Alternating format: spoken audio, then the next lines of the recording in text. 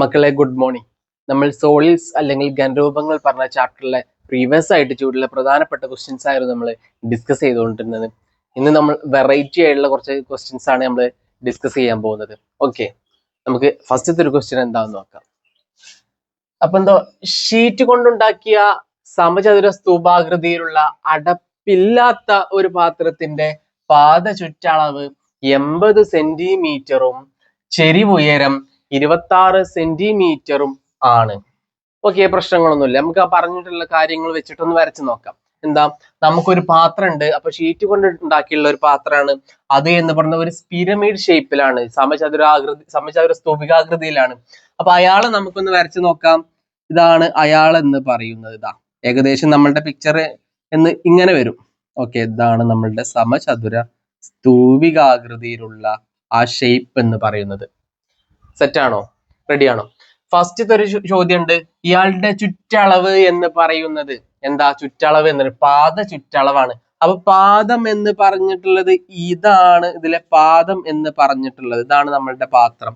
അയാളുടെ പാദ ചുറ്റളവ്, പാദം എന്ന് പറയുന്ന സമചതുരം അല്ലെങ്കിൽ സ്ക്വയർ ആയത് കൊണ്ട് തന്നെ സ്ക്വയറിന്റെ ചുറ്റളവിനെ നമ്മൾ പറയും 4a എന്ന് പറയും. അത് എന്ന് പറയുന്നത് 80 സെന്റിമീറ്റർ ആണെന്ന് നമുക്ക് കിട്ടും.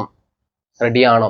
അതിൽ നിന്നും എ പറഞ്ഞിട്ടുള്ള ചങ്ങായി 80/4 = 20 സെന്റിമീറ്റർ എന്ന് കിട്ടും.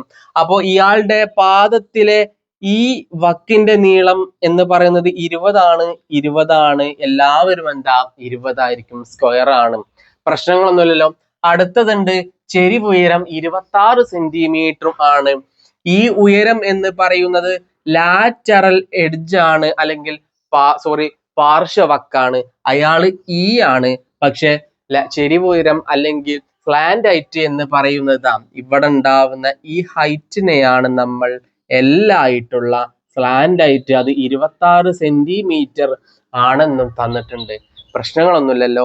നമുക്ക് ഫസ്റ്റത്തെ ഒരു ക്വസ്റ്റ്യൻ ഉണ്ട്. ആ ഫസ്റ്റത്തെ ഒരു ക്വസ്റ്റ്യന് എന്താണെന്ന് നോക്കാം. ഷീറ്റിന്റെ പരപ്പളവ് എത്രയാണെന്ന്. ഷീറ്റിന്റെ പരപ്പളവാണ് ചോദിച്ചിട്ടുള്ളത്. എടാ നോക്കടാ മക്കളെ, ഇയാള് ഉണ്ടാക്കിയിട്ടുള്ളത് ഒരു പാത്രമാണ് ഉണ്ടാക്കിയിട്ടുള്ളത്. ഇതേപോലെ ഷേപ്പിൽ ഒരു പാത്രമാണ് ഉണ്ടാക്കിയിട്ടുള്ളത് എന്ന് പറഞ്ഞു. ഓക്കെ, പ്രശ്നങ്ങളൊന്നുമില്ലല്ലോ. വേറൊരു കാര്യം കൂടി പറഞ്ഞിട്ടുണ്ട്. അടപ്പില്ല, മീൻസ് താഴെ ഭാഗമല്ല. പാത്രം എന്ന് പറയുന്നത് ഈ രീതിയിലായിരിക്കും. അപ്പോ ഈ ഒരു ഭാഗം എന്താ, ഇവിടെ ഈ ഒരു പുറം ഭാഗം എന്താ ഉണ്ടായിരിക്കില്ല. അപ്പൊ ആകെ ഉണ്ടാവുന്നത് ഈ ഒരു പാർശ്വമുഖങ്ങൾ അല്ലെങ്കിൽ ലാറ്ററൽ സർഫസുകൾ മാത്രമേ ഉണ്ടായിരിക്കുള്ളൂ. അപ്പോ ഇയാളുടെ എന്താ ഷീറ്റിന്റെ പരപ്പളവ്, ഷീറ്റ് എന്ന് പറയുന്നത് ആ പാർശ്വമുഖം മാത്രമേ ഉണ്ടായിരിക്കൂ, അല്ലെങ്കിൽ ലാറ്ററൽ സർഫസ് മാത്രമേ ഉണ്ടായിരിക്കുള്ളൂ. അപ്പൊ ആ ലാറ്ററൽ സർഫസിന്റെ എന്ത് കണ്ടാൽ മതി? ഏരിയ കണ്ടാൽ മതി. അത് തന്നെയാണ് ഷീറ്റിന്റെ പരപ്പളവ് എന്ന് പറയുന്നത്. എടാ, ഇയാളുടെ ഈ സ്തൂപത്തിന്റെ ലാറ്ററൽ സർഫസ് ഏരിയ കാണാനുള്ള ഇക്വേഷൻ നമുക്ക് അറിയും. എന്താ? 2al എന്ന് പറയും. ലാറ്ററൽ സർഫസ് ആ ചുറ്റുള്ള ഭാഗം മാത്രം, അതിൽ ബേസ് എന്താ ഇല്ല. ബേസും കൂടി വരുമ്പോ എന്താ ടോട്ടൽ സർഫസ് ഏരിയ ആയിട്ട് മാറി. അപ്പൊ 2al ആണ് നമുക്ക് കണ്ട. 2 നമുക്കറിയാം, a നമുക്കറിയോ. ഈ പാദവക്കിന് തന്നെയല്ലേ നമ്മൾ a എന്ന് പറയാറ്. അയാള് 20 ആണെന്ന് കിട്ടി. അടുത്തൊരു ചെങ്ങായും കൂടി ഉണ്ട്, എല്ലായിട്ടുള്ള 26 × 26. ഇത് ചെയ്താൽ കിട്ടൂലേ അയാളുടെ ആൻസർ എന്ന് പറയുന്നത്? എടാ, നമ്മൾ ചെയ്യാൻ പോവാണ്. 26 × 2 എന്ന് പറയുന്നത്, അല്ലെങ്കിൽ വേണ്ട 40 ആയിക്കോട്ടെ. 2 × 20 എന്ന് പറയുന്നത് 40 ആണ്, 40 ആണ്. അത് × 26 നമുക്ക് ചെയ്യണം. 4 6 24 ആണ്. ഓക്കെ, 24 ആണ്. പ്രശ്നങ്ങളൊന്നുമില്ലല്ലോ. ഓക്കെ, അപ്പൊ 2 ടിസ്റ്റ് ഉണ്ടായിരിക്കും. ഈ 2 4 8 ആണ്, 9 10. ഓക്കെ, എഗൈൻ ഈ ഒരു 0 കൂടി ഉണ്ട്. ഇത്രയും എന്താണ് പരപ്പളവ് അല്ലെങ്കിൽ ഏരിയ ആയതുകൊണ്ട് തന്നെ സെന്റിമീറ്റർ സ്ക്വയർ ആയിരിക്കും. 1040 സെന്റിമീറ്റർ ആയിരിക്കും ഈ ഒരു പാത്രത്തിന്റെ അല്ലെങ്കിൽ ഈ ഷീറ്റിന്റെ പരപ്പളവ്. എന്താ, താഴെ ഭാഗം കൂട്ടുന്നില്ല. അപ്പൊ ഇവിടെ കാണുന്നത് ലാറ്ററൽ സർഫസ് ഏരിയ ആണ്. നമുക്ക് ബി പറഞ്ഞിട്ടുള്ള അടുത്തൊരു ക്വസ്റ്റ്യൻ കൂടി ഉണ്ട്. ഈ പാത്രത്തിന്റെ ഉയരം h എത്രയാണെന്ന്. എടാ മക്കളെ, ഉയരം എന്ന് പറയുന്നത് ഈ ടോപ്പ് ആയിട്ടുള്ള അപെക്സിൽ നിന്നും അല്ലെങ്കിൽ ശീർഷത്തിൽ നിന്നും ഇതിന്റെ സെന്ററിലേക്കുള്ള ഈ ദൂരമല്ലേ. ഇവിടെ ഒരു ആര് രൂപപ്പെട്ടിട്ടുണ്ട്, ഒരു റൈറ്റ് ആംഗിളിന്റെ ട്രയാങ്കിൾ രൂപപ്പെട്ടിട്ടുണ്ട് അല്ലെ. അപ്പൊ ഇതാണ് എച്ച്.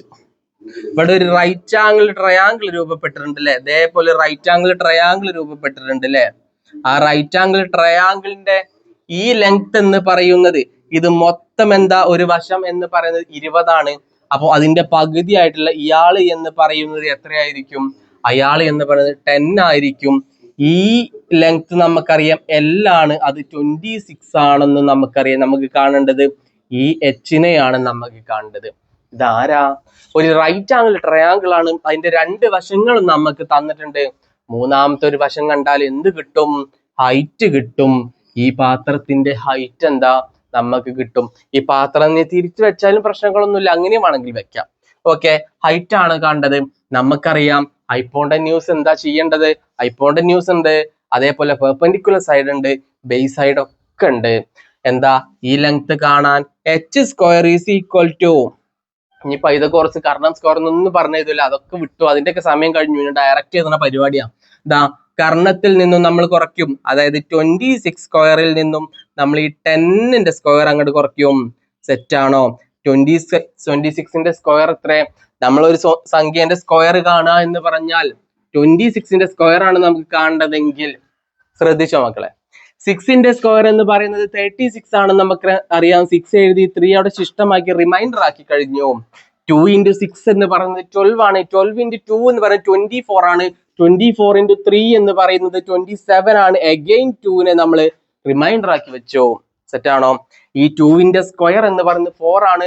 ആ 4 + 2 എന്ന് പറയുന്നത് 6 ആണ്. അപ്പോ 676 ആയിരിക്കും. 676 ആയിരിക്കും ഈ 26ന്റെ സ്ക്വയർ എന്ന് പറയാം. 10ന്റെ സ്ക്വയർ നമുക്കറിയാം. 10ന്റെ സ്ക്വയർ നമുക്കറിയാം 100 ആണെന്നും ഇതിൽ നിന്നും ഇയാളെ നമുക്ക് മൈനസ് ചെയ്താൽ 576 എന്ന് കിട്ടും. അതായത് കിട്ടിയിട്ടുള്ള ആൾ എന്ന് പറയുന്നത് h² ആണ്. കിട്ടിയിട്ടുള്ള ആൾ എന്ന് പറയുന്നത് h² ആണ്. തെറ്റാണോ? ഈ എച്ചിനെ നമുക്ക് കണ്ടൂടെ? h = √576 എന്ന് കിട്ടും. ഈ 576 എന്ന് പറയുന്നത് 24ന്റെ സ്ക്വയർ ആണ്. അപ്പൊ h = 24 എന്ന് കിട്ടും. അപ്പൊ h = 24 എന്ന് കിട്ടും. 24 സെന്റിമീറ്റർ എന്ന് കിട്ടും. അതാണ് നമ്മളുടെ പാത്രത്തിന്റെ എന്ത് ഉയരം അല്ലെങ്കിൽ ഹൈറ്റ് എന്ന് പറയുന്നത്. നമുക്ക് സി പറഞ്ഞിട്ടുള്ള ഒരു ക്വസ്റ്റ്യൻ കൂടി ഉണ്ട്. പാത്രത്തിന്റെ ഉള്ളളവ് ലിറ്ററിൽ കാണുക എന്ന് പറഞ്ഞിട്ടുണ്ട്. ഓക്കെ എടാ, ഒരാളുടെ ഉള്ളളവ് എന്ന് പറയുന്നത് എന്താ? ഒരു വസ്തുവിന്റെ ഉള്ളിലെ അളവിനെയാണ് നമ്മൾ എന്താ വ്യാപ്തം എന്ന് പറയുന്നത്. ഒരു ലിറ്റർ കാണുക എന്ന് പറഞ്ഞാൽ, ഒരു വസ്തുവിന്റെ ഉള്ളിൽ ലിറ്റർ കാണുക എന്ന് പറഞ്ഞാൽ നിങ്ങൾ അവിടെ മനസ്സിലാക്കേണ്ട കാര്യം വ്യാപ്തം കാണുക എന്നതാണ്. ഒരു വസ്തുവിനെ ഉരുക്കുക എന്ന് പറയുമ്പോഴും വ്യാപ്തമാണ് അവിടെ വരേണ്ടത്. ഒരു വസ്തുവിനെ ചെത്തിക്കളയുക എന്ന് പറയുമ്പോഴും അവിടെ വ്യാപ്തത്തിനെയാണ് നമ്മൾ ചെയ്യേണ്ടത്. ലിറ്റർ കാണുക എന്ന് പറയുമ്പോഴും വ്യാപ്തത്തെ അല്ലെങ്കിൽ വോളിയത്തിനെയാണ് നമ്മൾ കാണുക. ഇവിടെ ഒരു പ്രത്യേകതയുണ്ട്. ലിറ്റർ കാണുമ്പോൾ ആ സെന്റിമീറ്റർ ക്യൂബ്, അത് സെന്റിമീറ്ററിലാണെങ്കിൽ തന്നാൽ സെന്റിമീറ്റർ ക്യൂബ് എന്ന ആൻസർ, മീറ്ററിലാണ് തന്നിട്ടുള്ളെങ്കിൽ മീറ്റർ ക്യൂബ് എന്ന് വരും. അപ്പോ അത്രയും മീറ്റർ ക്യൂബ് ലിറ്റർ അല്ലെങ്കിൽ സെന്റിമീറ്റർ ക്യൂബ് ലിറ്റർ ആയിരിക്കും ആൻസർ. നമ്മളെന്താ സെന്റിമീറ്റർ ക്യൂബിനെ നമ്മളെന്താ ലിറ്ററിലേക്ക് മാറ്റണം. മീറ്റർ ക്യൂബാണെന്നാ മീറ്റർ ക്യൂബിനെ നമ്മളെന്താ ലിറ്ററിലേക്ക് മാറ്റൂലേ? ഓക്കെ. അപ്പൊ ഇയാളുടെ വോളിയം കാണുക എന്ന് പറഞ്ഞാലും ലിറ്റർ കാണുക എന്ന് പറഞ്ഞാലും ഒരാൾ തന്നെയാണ്. അപ്പൊ ഈ പാത്രത്തിന്റെ എന്താ വോളിയമാണ് നമ്മൾ കാണുന്നത്. ഒരു വസ്തുവിന്റെ ഉള്ളിലെ അളവിനെ തന്നെയാണ് മക്കളെ വ്യാപ്തം അല്ലെങ്കിൽ വോളിയം എന്ന് പറയുന്നത്. അപ്പോ ഈ ഒരു സ്തൂപത്തിന്റെ വോളിയമാണ് നമുക്ക് കാണേണ്ടത്. നമുക്കറിയാം ഒരു ചതുരസ്തംഭത്തിന്റെ അല്ലെങ്കിൽ ഒരു സമചതുര സ്തംഭത്തിന്റെ വോളിയം കാണാനുള്ള ഇക്വേഷൻ ആണ് സ്തംഭത്തിന്റെ LBH സ്തംഭത്തിന്റെ. അതൊരു സ്തൂപമാണെങ്കിൽ ഒരു 1/3 കൂടിയും വരും. സെറ്റ് അല്ലേ? സ്തൂപമാണെങ്കിൽ 1/3 കൂടിയും വരും. റെഡി ആണോ?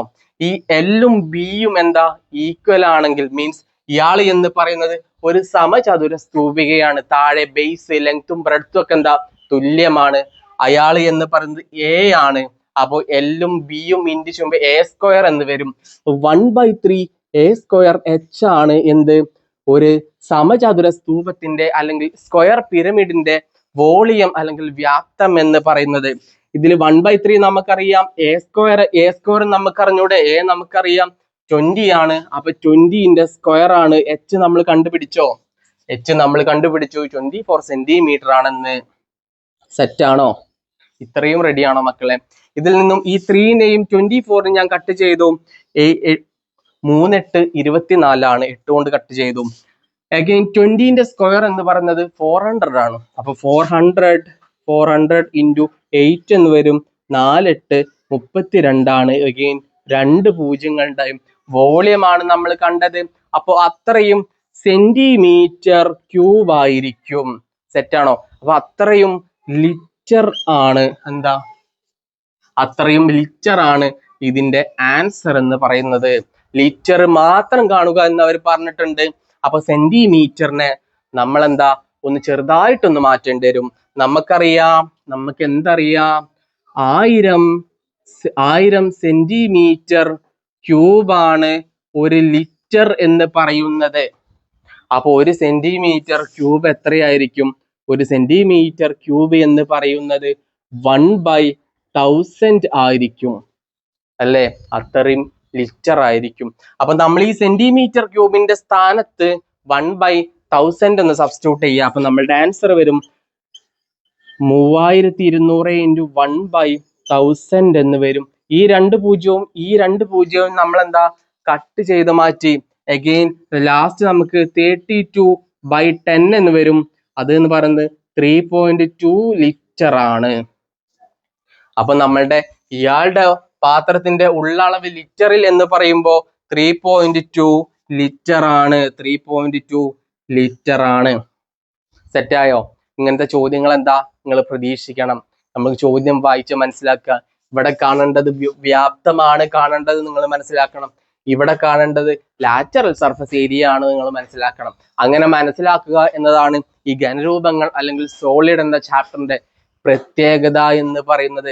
നമുക്ക് അടുത്തൊരു അടിപൊളി ക്വസ്റ്റ്യൻ ഉണ്ട്. ആ ക്വസ്റ്റ്യൻ എന്താണെന്ന് നമുക്ക് നോക്കാം. റേഷ്യോയിലുള്ള ഒരു ക്വസ്റ്റ്യൻ ആണ്. ആ ക്വസ്റ്റ്യൻ എന്താ നോക്കാം. ഈ ഒരു ക്വസ്റ്റ്യൻ കണ്ടാൽ ഈ ക്വസ്റ്റ്യന് വേറെ എന്തൊക്കെ കാര്യങ്ങൾ മനസ്സിലാക്കാം, എഴുതാൻ കണ്ടെത്താം എന്ന് പറ്റുന്നത് അതും കൂടി നിങ്ങൾ നോക്കണം. സെറ്റാണോ മക്കളെ? നമുക്ക് അടുത്തൊരു ക്വസ്റ്റ്യൻ കൂടി ഉണ്ട്. ഇതാണ് അടുത്ത ഒരു അർദ്ധഗോളത്തിന്റെ ക്വസ്റ്റ്യൻ ആണ്. അപ്പൊ പെട്ടെന്ന് തീരും. അർദ്ധഗോളം ആകുമ്പോൾ പെട്ടെന്ന് നമുക്ക് തീരും. 2 അർദ്ധഗോളങ്ങളുടെ വ്യാസങ്ങൾ അല്ലെങ്കിൽ ഡയമീറ്ററുകൾ തമ്മിലുള്ള റേഷ്യോ അല്ലെങ്കിൽ അംശബന്ധം എന്ന് പറയുന്നത് 5:3 ആണ്. അങ്ങനെയാണെങ്കിൽ അവയുടെ ആരങ്ങൾ തമ്മിലുള്ള അംശബന്ധം എത്രയാണ് അല്ലെങ്കിൽ എന്താണെന്നാണ് ആദ്യത്തെ ഒരു ക്വസ്റ്റ്യൻ. എന്താ? നമുക്ക് 2 അർദ്ധഗോളങ്ങളുണ്ട്. ആ 2 അർദ്ധഗോളങ്ങളെ നമുക്കൊന്ന് വരച്ചു നോക്കാം. ഫസ്റ്റത്തെ ഒരു ക്വസ്റ്റ്യൻ എന്ന് പറയുന്നത് 2 അർദ്ധഗോളങ്ങളുണ്ട്. ഒരു അർദ്ധഗോളം എന്ന് പറയുന്നത് ഈ രീതിയിലായിരിക്കും. രണ്ടാമത്തെ ഒരു അർദ്ധഗോളം എന്ന് പറയുന്നത് ഈ രീതിയിലായിരിക്കും. റഫ് പിക്ചറല്ലേ എങ്ങനെയൊക്കെ ഉണ്ടാവുള്ളൂ. ഒരാൾ വലുതും ഒരാൾ ചെറുതുമാണ്. അപ്പൊ ഒരാളെ ഞാൻ വലുതാക്കിയിട്ടും ഒരാളെ ഞാൻ എന്താ ചെറുതാക്കിയിട്ടും ഞാൻ എന്താ ചെറുതായിട്ടൊന്ന് വരച്ചിട്ടുണ്ട്. ഓക്കെ, പ്രശ്നങ്ങളൊന്നുമില്ലല്ലോ. അപ്പൊ ഇയാളുടെ എന്താ പറയുള്ളത്? വ്യാസങ്ങൾ ഇതാണ്. ഇവിടെ സെന്റർ ഉണ്ടായിരിക്കും. വ്യാസങ്ങൾ എന്താ? ഒരു ഗോളത്തിന്റെ പകുതിയാണ് നമ്മൾ അർദ്ധഗോളം അല്ലെങ്കിൽ ഹെമിസ്ഫിയർ എന്ന് പറയുന്നത്. അപ്പൊ ഇയാളുടെ എന്താ ഡയമീറ്ററുകൾ തമ്മിലുള്ള റേഷ്യോ D1:D2 എന്ന് പറയുന്നത് 5:3 ആണെന്ന് തന്നിട്ടുണ്ട്. ഡയമീറ്റർ ആയതുകൊണ്ട് D1 D2 എന്നെടുത്തു. അപ്പൊ നിങ്ങൾ പറയണം D1 എന്ന് പറയുന്നത് ആദ്യത്തെ ഹെമിസ്ഫിയറിന്റെ അല്ലെങ്കിൽ ആദ്യത്തെ അർദ്ധഗോളത്തിന്റെ വ്യാസമാണ് D1 എന്ന് നിങ്ങൾ പറഞ്ഞു കൊടുക്കണം. അങ്ങനെ എഴുതി വെക്കണം കേട്ടോ. ഓക്കെ, അപ്പൊ D1:D2 എന്ന് പറയുന്നത് 5:2 ആണ്. നമുക്ക് വേണ്ട അവിടുത്തെ ആരങ്ങൾ തമ്മിലുള്ള അംശബന്ധമാണ് അല്ലെങ്കിൽ റേഡിയസുകൾ തമ്മിലുള്ള റേഷ്യോ ആണ്. അപ്പൊ R1:R2 എന്നാണ് നമുക്ക് കാണേണ്ടി വരിക. എടാ, ഡയമീറ്ററിന്റെ പകുതിയല്ലേ റേഡിയസ് അല്ലെങ്കിൽ ആരത്തിന്റെ പകുതിയല്ലേ, സോറി വ്യാസത്തിന്റെ പകുതിയല്ലേ ആരം. അപ്പോ 5/2:3/2 എന്ന് എഴുതിക്കൂടെ നമുക്ക്?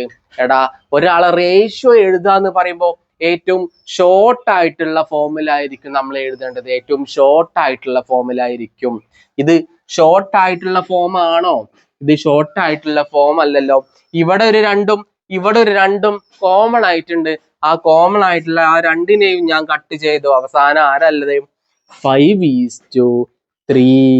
നമ്മളെന്താ 5/2:3/2 എന്ന് എഴുതി മാത്രം അവിടെ നിർത്തിയപ്പോഴുള്ള സാധ്യത എന്താ? കൂടുതലാണ് അല്ലേ? അതാണ് ഇവിടുത്തെ ചോദ്യത്തിന്റെ പ്രത്യേകത എന്ന് പറയുന്നത്. റേഷ്യോ ആകുമ്പോൾ നമുക്ക് സിമ്പിൾ ആയിട്ട് ചെയ്യാവുന്നതാണ്. ഒന്ന് മനസ്സിലാക്കി ചെയ്യണം. നമുക്ക് ബി പറഞ്ഞിട്ട് ഒരു ക്വസ്റ്റ്യൻ ഉണ്ട്. ആ ബി പറഞ്ഞ ക്വസ്റ്റ്യൻ എന്താ പറയുക, ഇവയുടെ ഉപരിതല പരപ്പുകളുടെ അംശബന്ധം. അപ്പൊ ഇവരുടെ എന്താ ഉപരിതല പരപ്പളവ് അല്ലെങ്കിൽ ടോട്ടൽ സർഫസ് ഏരിയകളുടെ റേഷ്യോ നമ്മളോട് എന്താ എഴുതാൻ പറഞ്ഞിട്ടുണ്ട്. നമ്മളോട് ഇവിടെ ചോദിച്ചത് റേഷ്യോയിൽ തന്നെയാണ് അല്ലെ, റേഷ്യോയിൽ തന്നെയാണ് രണ്ട് ചോദ്യങ്ങളും ചോദിച്ചത്. അപ്പോ ഈ സംഖ്യകളെ, ഈ റേഷ്യോകളെ നമ്മളെ ഒരു കോൺസ്റ്റന്റ് കൊണ്ടോ അല്ലെങ്കിൽ ഒരു സ്ഥിര സംഖ്യ കൊണ്ടോ നമ്മൾ എന്താ മൾട്ടിപ്ലൈ ചെയ്യേണ്ട ആവശ്യമില്ല. കാരണം നമ്മളോട് ആൻസർ ചോദിച്ചിട്ടുള്ളതും റേഷ്യോയിൽ തന്നെയാണ്. ഓക്കെ, അടുത്തത് ഇയാളുടെ എന്താ ഉപരിതല പരപ്പളവുകളുടെ അംശബന്ധം.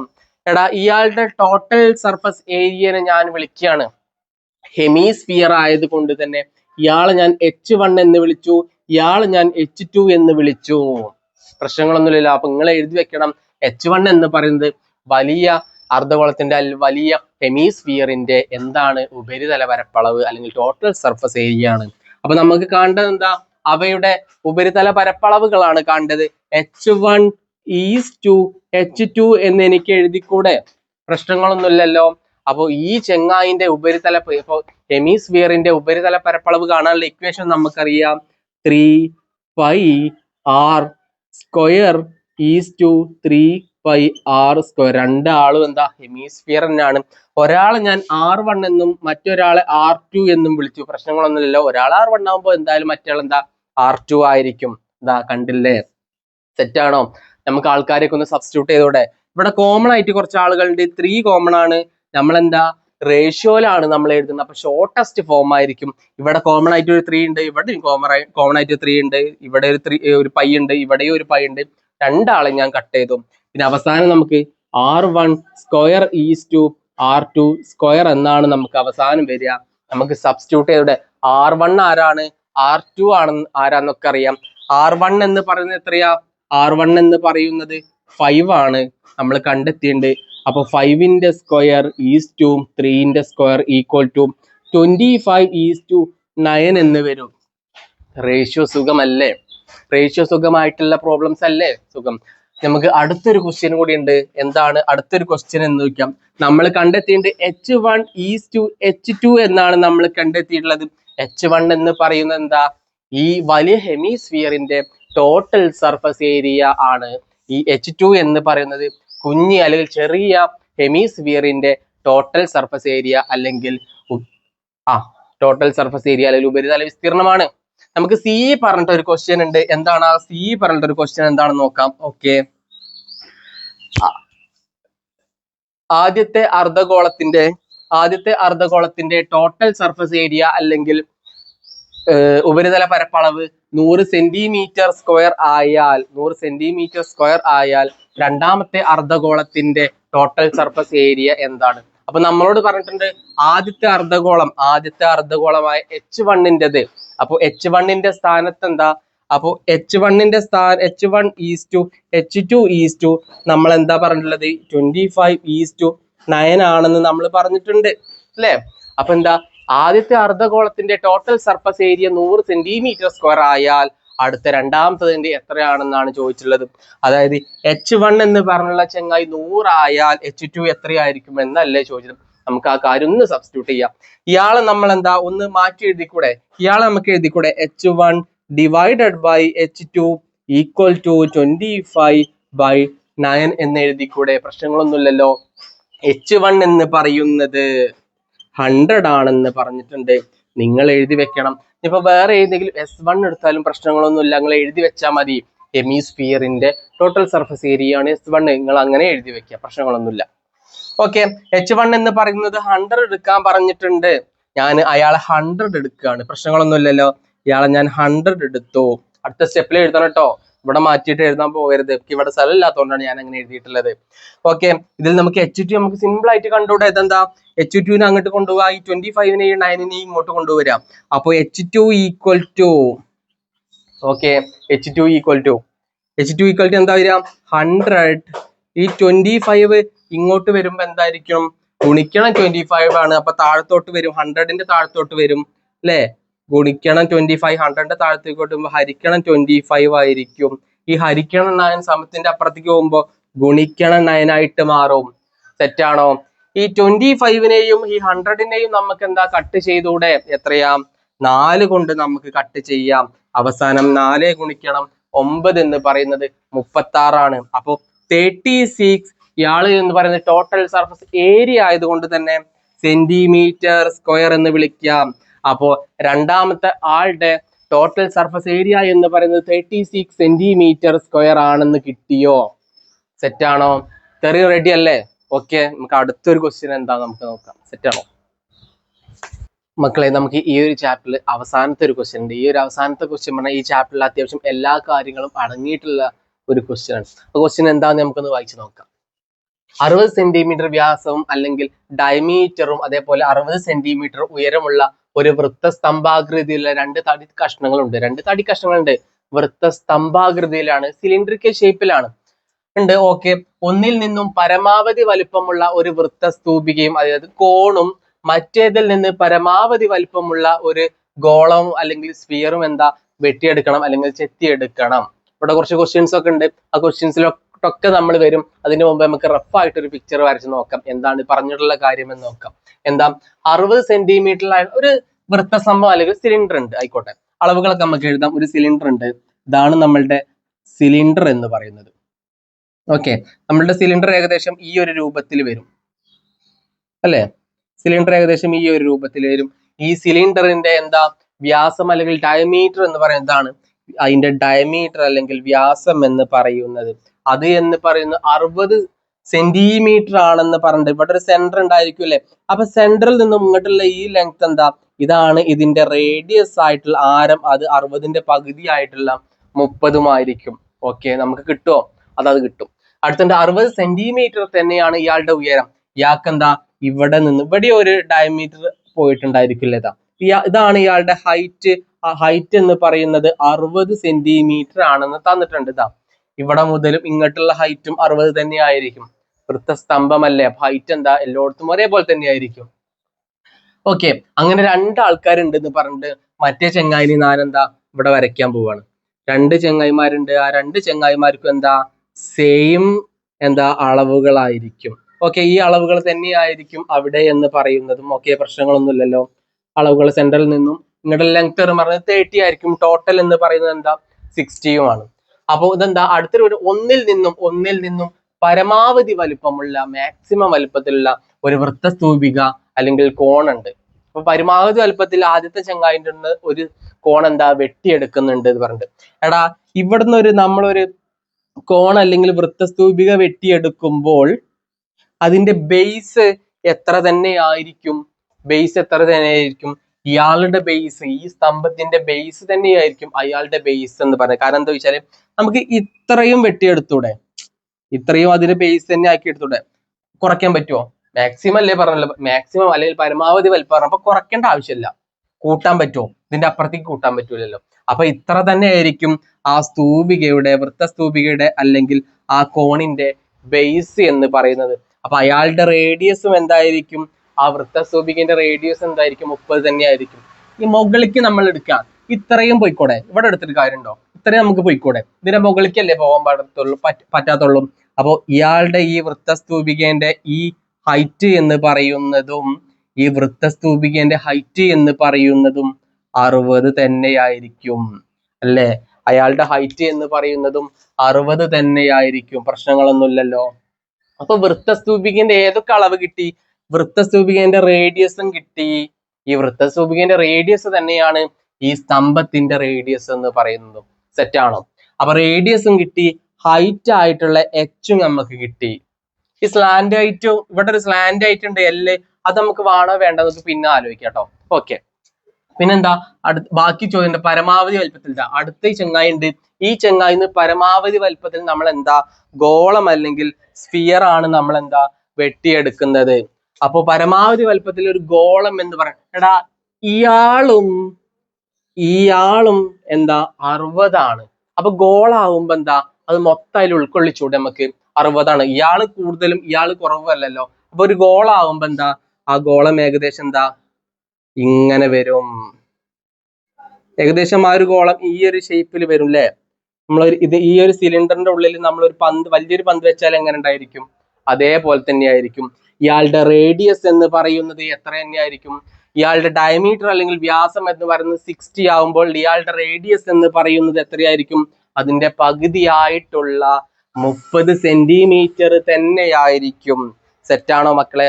അപ്പോ ഒരു സിലിണ്ടറിൽ നിന്നും നമ്മൾ ഒരു കോൺ അല്ലെങ്കിൽ വൃത്തസ്തൂപിക നമ്മൾ കട്ട് ചെയ്തെടുത്തു, മറ്റൊരു സിലിണ്ടറിൽ അല്ലെങ്കിൽ നിന്നും അവിടുന്ന് ഒരു സ്ഫിയർ അല്ലെങ്കിൽ നമ്മൾ ഒരു ഗോളം നമ്മൾ എന്ത് കട്ട് ചെയ്തു, ആ ഗോളത്തിന്റെ റേഡിയസ് എന്ന് പറയുന്നത് 30 ഈ സിലിണ്ടറിന്റെ റേഡിയസ് എന്ന് പറയുന്നത് 30.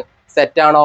ഗോളത്തിന് റേഡിയസ് അല്ലേ ഉണ്ടാവുള്ളൂ, ഗോളത്തിന് ഹൈറ്റ് ഉണ്ടാവില്ലല്ലോ, ഗോളത്തിന് റേഡിയസ് ഉണ്ടാവും. ഇനി എന്താണ് നമ്മളുടെ ഫസ്റ്റത്തെ ഒരു ക്വസ്റ്റ്യൻ എന്താ നോക്കാം. നമുക്ക് എ പറഞ്ഞിട്ടൊരു ക്വസ്റ്റ്യൻ ഉണ്ട്, ആ ക്വസ്റ്റ്യൻ എന്താ നോക്കാം. ഈ ക്വസ്റ്റ്യൻ വായിച്ച് മനസ്സിലാക്കണം എന്നുള്ളതാണ് ഏറ്റവും പ്രധാനപ്പെട്ട ഒരു കാര്യം. ഓക്കെ, നമുക്ക് ഫസ്റ്റത്തെ ഒരു ക്വസ്റ്റ്യൻ ഉണ്ട്. വൃത്തസ്തംഭത്തിന്റെ സിലിണ്ടറിന്റെ വോളിയം. നമുക്കറിയാം ഏതൊരു സിലിണ്ടറിന്റെ വോളിയം കാണാനുള്ള ഇക്വേഷൻ എന്ന് പറയുന്നതും πr² h ആണെന്ന് നമുക്കറിയാം. പൈനെ നമുക്ക് അറിഞ്ഞൂടെ? പൈനെ നമുക്കറിയാം 3.14 ആണെന്ന് അറിയാം. സിലിണ്ടറിന്റെ റേഡിയസ് ആണ്, സിലിണ്ടറിന്റെ റേഡിയസ് എന്ന് പറയുന്നത് എത്രയാ? 30 അല്ലേ? നമുക്ക് 30a² എന്ന് എഴുതിക്കൂടെ മക്കളെ? h ഉണ്ട്, സിലിണ്ടറിന് ഒരു ഹൈറ്റ് ഉണ്ട്, അയാൾ എന്ന് പറയുന്നത് 60 അയാളെയും ഞാൻ എഴുതുന്നു 60 എന്ന് എഴുതുന്നു. പ്രശ്നങ്ങളൊന്നുമില്ലല്ലോ മക്കളെ. അപ്പൊ 30ന്റെ² എന്ന് പറയുന്നത് എത്രയാ? 900 അപ്പോ π × 900 × 60 എന്ന് വരും. സെറ്റാണോ? 6 9 54 54, പിന്നെ ഒരു 3 0 കൂടി ഉണ്ടായിരിക്കും, പിന്നെ ഒരു π പറഞ്ഞുള്ള ഒരു ചങ്ങായും കൂടി ഉണ്ടായിരിക്കും. എടാ, നമ്മൾ കണ്ടിട്ടുള്ളത് വോളിയം ആണ്, വോളിയത്തിന് എന്താ യൂണിറ്റ് ഉണ്ടായിരിക്കും, വോളിയത്തിന്റെ യൂണിറ്റ് എന്ന് പറയുന്നത് cm³ ആയിരിക്കും. അപ്പൊ ഇത്രയും 54,000 π cm³ ആണ് ഈ ഒരു സ്തംഭത്തിന്റെ അല്ലെങ്കിൽ സിലിണ്ടറിന്റെ വോളിയം എന്ന് പറയുന്നത്. നമുക്ക് ബി പറഞ്ഞിട്ടുള്ള അടുത്തൊരു ചെറിയൊരു ക്വസ്റ്റ്യൻ ഉണ്ട്. ആ ക്വസ്റ്റ്യൻ എന്ന് പറയുന്നത് ഈ വൃത്തസ്തൂപികയുടെ അല്ലെങ്കിൽ ആ കോണിന്റെ വോളിയം എത്രയാണെന്നാണ്. ആ കോണിന്റെ വോളിയം നമുക്കറിയാം. ഒരു കോണിന്റെ വോളിയം എന്ന് പറയുന്നത് ഒരു വൃത്തസ്തംഭത്തിന്റെ 1/3 ഇയാളുടെ മുന്നിൽ ഒരു 1/3 നമ്മൾ കൂട്ടിച്ചേർത്താൽ 1/3 πr² × h ആണ്. സെറ്റാണോ? എടാ, ഈ റേഡിയസ് എന്ന് പറയുന്നത് 30 നമുക്കറിയാം, ഈ ഹൈറ്റ് എന്ന് പറയുന്നതും 60 നമുക്കറിയാം. അതായത് ഈ വൃത്തസ്തംഭത്തിന്റെ സെയിം അളവുകൾ തന്നെയാണ് ഈ സ്തൂപികയുടെ അളവുകളും. അതായത് നമുക്ക് കിട്ടിയുള്ള ഈ ആൻസറിനെ ഒരു 1/3 കൊണ്ട് ഡിവൈഡ് ചെയ്താൽ മതി. അതായത് 54,000 നമ്മൾ ഒരു 3 കൊണ്ട് ഡിവൈഡ് ചെയ്താൽ നമുക്ക് കിട്ടും. എന്ത് കിട്ടും? ആൻസർ കിട്ടും. അഗൈൻ 5ൽ എത്ര? 3 ഉണ്ട് മക്കളെ, 1 അല്ലേ ഉള്ളൂ, ഇവിടെ 2 റിമൈൻഡർ വരും. 24ൽ എത്ര? 3 ഉണ്ട് മക്കളെ, 8 അല്ലേ വരുള്ളൂ. അപ്പൊ 18,000 π cm³ ആയിരിക്കും അയാളുടെ വോളിയം എന്ന് പറയുന്നത്. ആരുടെ? സ്തൂപികയുടെ, വൃത്തസ്തൂപികയുടെ വോളിയം എന്ന് പറയുന്നത്. സിമ്പിൾ ആയിട്ടുള്ള ചോദ്യമല്ലേ? നമുക്ക് ഈ ഒരു ചോദ്യം വായിച്ച് മനസ്സിലാക്കണം എന്നുള്ള പ്രശ്നം മാത്രമേ ഉള്ളൂ. സെറ്റാണോ? നമുക്ക് സി പറഞ്ഞുള്ള അടിപൊളി ഒരു ക്വസ്റ്റ്യൻ ഉണ്ട്. ഗോളത്തിന്റെ അതായത് സ്ഫിയറിന്റെ റേഡിയസ് എത്രയാണ്? നമ്മളിവിടെ കണ്ടുപിടിച്ചിട്ടുണ്ട്. സ്ഫിയറിന്റെ റേഡിയസ് എന്ന് പറയുന്നതും ഈ സ്തംഭത്തിന്റെ റേഡിയസ് എന്ന് പറയുന്നതും ഒരാൾ തന്നെയാണ്. അപ്പൊ റേഡിയസ് = 30 സെന്റിമീറ്റർ എന്ന് എഴുതിക്കൂടെ? നമുക്ക് ഡി പറഞ്ഞിട്ടുള്ള അടുത്തൊരു ക്വസ്റ്റ്യൻ കൂടി ഉണ്ട്. ഗോളത്തിന്റെ വ്യാപ്തം എത്രയാണ്? അതും സിമ്പിൾ ആയിട്ടുള്ള ഒരു ചോദ്യം. ഗോളം എന്ന് കേട്ട എന്താ? എപ്പോഴും എന്താ? സിമ്പിൾ ആയിരിക്കും. അപ്പൊ ഗോളത്തിന്റെ വ്യാപ്തം സമം നമ്മൾ എഴുതണം. ഗോളത്തിന്റെ വ്യാപ്തം സമം, ഓക്കെ, നമുക്കറിയാം ഏതൊരു ഗോളത്തിന്റെ വ്യാപ്തം കാണാനും നമുക്കറിയാം 4/3 πr³ ആണെന്ന്. r നമുക്കറിയില്ലേ 30. അപ്പോ 4/3 × π × ഈ r³ ഞാൻ ഒന്ന് സ്പ്ലിറ്റ് ആക്കി എഴുതാണ്. 30 × എന്തിനാ അങ്ങനെ സ്പ്ലിറ്റ് ആക്കി എഴുതുന്നത്? വെട്ടി ചെയ്യാനുള്ള സുഖത്തിന് വേണ്ടിയിട്ടാണ് ഇയാളെ ഞാൻ സ്പ്ലിറ്റ് ചെയ്യുന്നത്. ഈ 30നെയും അതേപോലെ ഈ 3നെയും ഞാൻ കട്ട് ചെയ്യാൻ പോകണം. 30ൽ എത്ര? 3 ഉണ്ട് മക്കളെ, എത്ര? 10 അല്ലേ ഉള്ളൂ. ഓക്കെ, ഈ 30 × 30 എന്ന് പറഞ്ഞാൽ എത്രയാ? 900 ആ 900 × 10 എന്ന് പറയുന്നത് എത്രയാ? 9000 അല്ലെങ്കിൽ 9000 ആണ്.